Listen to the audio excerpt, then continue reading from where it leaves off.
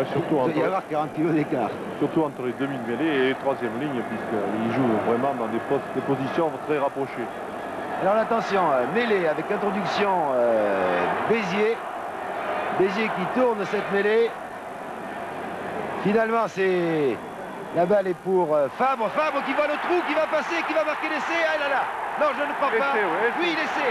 J'ai dit Fabre a très bien vu le trou. C'était extraordinaire. Fabre a vu le trou et c'est le premier essai. Après 8 minutes de jeu, on va, je pense, le rebord. Oh non, il y a un essai qui concrétise la domination du Biterrois. Eh oui, Béziers domine depuis 5 minutes territorialement. Regardez au ralenti. Benomo récupère ce ballon, donne à Fabre et le côté droit de Fabre était complètement dégarni. Vous voyez, Toulouse était très mal placé en défense. Et oui, l'essai, on ralentit, on voit très bien. Et Saint-Guilhem n'a pas hésité une seconde à accorder ce essai. Fabre avait bien vu le trou, n'oublions pas que c'est le meilleur marqueur du championnat. Il essaie d'ailleurs d'établir un record, de battre le record des essais marqués au cours des phases finales. Il n'est plus qu'à 2 du record, mais marquer 3 essais en finale, c'est quand même rare. Hein. En tout cas, j'ai cru à un moment que Fabre avait un peu rampé sur la fin, mais non, l'essai est bien régulier. En tout cas, il a bien vu le trou, ça. Car on parle beaucoup dans cette équipe de Béziers des lignes arrières, bien entendu. Les Vacrin, Paco, Martin, Estève, Palmier, Denomo sont célèbres. Mais je trouve que cette saison, Benoît Degas, les Mioches, Rivalo, Fabre, Fort et Morrison, ainsi que Martinez. Voilà, oui. On revoit à nouveau cet essai marqué par Fabre. Vous voyez, il a bien vu le trou. Bon crochet intérieur. Un contre-pied, oui, crochet intérieur. Et on pense qu'il va perdre le ballon. Non, mais non, dans le même mouvement, il marque. Mais c'était à quelques centimètres près. Hein. Le ballon n'avait pas touché le sol avant d'arriver dans la but. Et c'est Cantoni qui va essayer de transformer cet essai. Très difficile. Mais l'autre jour, Cantoni a réussi des transformations exactement de cet endroit-là. Cantoni est un joueur de métier. Je pense qu'il garde toutes ses qualités dans les... Oh, que c'est bien tiré, elle passera un peu à gauche. Et c'était, ma foi, bien visé, disons. Donc 4-0 après 9 minutes de jeu pour l'AS Béziers face au Stade Toulousain. Alors on va voir maintenant comment les Toulousains vont réagir. Bon, je pense que ce n'est pas bien grave pour le Stade Toulousain. Il faut que ça reprenne tout de suite. Et je pense que c'est un seul essai qui va leur enlever tout le moral qu'ils avaient en ce début de partie. C'est Rancoul pour Cantoni. Ah, il a voulu trop en faire un peu, Cantoni. La balle est entre les mains de Gabernet. Vous savez, c'est derrière qui a joué un match en équipe de France, en Écosse, qui a marqué un essai splendide. Et puis qui ensuite s'est fait coincer un peu comme là. Il ne faut pas hésiter trop devant ces Biterrois. Alors Béziers est une équipe qui défend très très bien et qui a une défense très difficile à passer puisqu'ils occupent vraiment parfaitement le terrain. C'est le talonneur, le capitaine de l'équipe, Alain Paco, qui effectue la remise en jeu. Toujours un fond de touche pour Cordier, qui s'est bien saisi de la balle, mais un peu trop protégé, à mon avis, par Bonomo. Eh oui. Et oui, c'est le coup de pied pénalité. Alors on le joue à la main, on ne tente pas un coup de pied de 52 mètres. Et oui, la seule chance qu'aient les Toulousains de gagner, c'est d'ouvrir, de faire courir ces Biterrois. On essaie crânement, vous voyez là, un coup de pied de Harris. Harris, alors, Cantoni. Oh, Cantoni, quelle adresse. Extraordinaire, Cantoni. La balle était brûlante. Hein. C'était un ballon très chaud, ouais, un magnifique coup de pied d'Harris de l'ailier droit et un coup de pied très très haut qui était assez difficile à prendre puisque la défense est arrivée presque en même temps que le ballon, mais Cantoni est quand même, comme je disais, un joueur de métier. Ouais, il ne s'est pas affolé, il a sauvé quand même son camp. Et Toulouse joue le match qu'il fallait faire contre Béziers. On n'essaie pas, alors que là c'est Morrison qui a dégagé, on n'essaie pas de battre Béziers sur son point fort. On essaye d'ouvrir, d'attaquer. Peut-être que ça réussira, mais enfin pour l'instant, je le rappelle, c'est Béziers qui mène par 4-0. C'est Béziers qui a marqué le premier essai du match par Fabre. Nous sommes un peu trop milieu du terrain, légèrement dans le camp biterrois. Touche pour le Stade Toulousain. Toulouse, je pense, récupère la balle.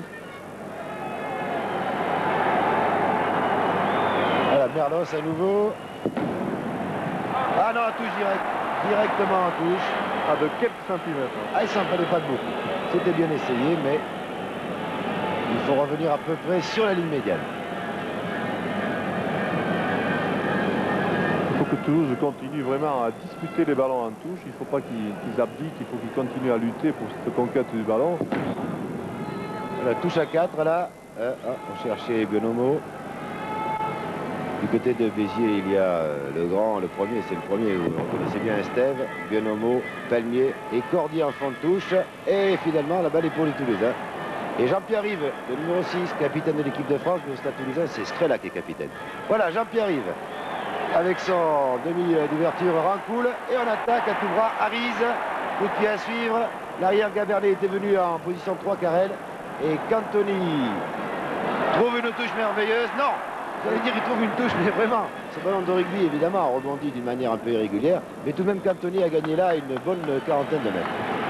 Oui, mais enfin, nous avons vu une très très belle attaque voyez, du Stade toulousain qui continue à être, je pense, fidèle à la tactique qu'ils avaient décidé en début de partie. Et ils essaient vraiment de faire courir Béziers. Et peut-être que, bien sûr, c'est un jeu assez dangereux parce qu'ils peuvent prendre un contre, mais s'ils arrivaient à passer une fois, peut-être qu'ils mettraient le doute dans l'équipe biterroise. C'était une balle à suivre de Morrison, mais il a suivi tout seul, et bien entendu. Il n'a rien pu faire, mais enfin, nous sommes toujours dans le camp toulousain. Et que ce soit à droite, que ce soit à gauche, Merlos, Salcé, Arize ou Noves sont dangereux. Avec l'appui, bien sûr, de Rive ou de Scrella. Voilà, Béziers qui attaquerait à la main. Ah non, on donne tout de suite à Martin, le numéro 3, qui part en percussion, mais qui perd la balle. Ça, c'est un peu une surprise, mais les Toulousains s'affolent un petit peu. Remarquez comment les Biterrois remontent vite en défense. Et maintenant, on va attaquer du côté gauche avec Merlos, avec Salcé, avec Loves, qui est plaqué par Fabre, son vis-à-vis. Oh là là, échange de coups entre Fabre et Loves.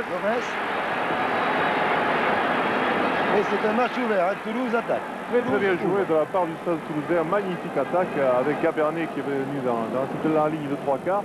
Et Noves a failli être mis en décalage, mais Fabre a très très bien défendu sur Noves. Scrella, cette fois-ci, n'a pas pu contrôler la balle. C'est Morrison là, qui est un peu coincé par 3 joueurs toulousains. Heureusement qu'arrive en renfort Estève, Palmier. Et finalement, la balle sort en touche. C'était, vous avez vu, Coutin qui s'en était saisi le dernier. Il y a donc une touche et c'est Alain Paco qui va effectuer leur mise en jeu.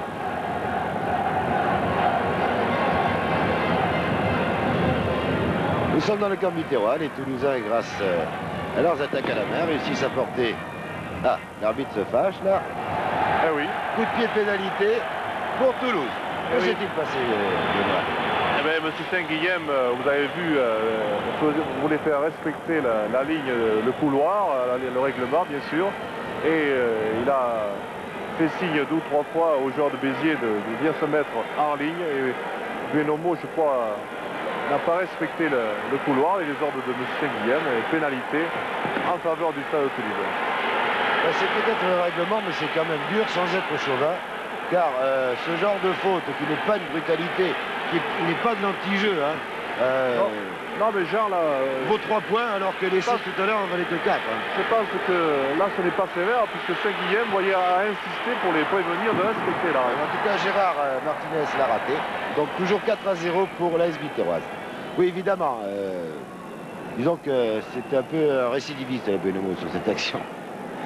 Mais enfin, c'est toujours pareil, la valeur des points en rugby.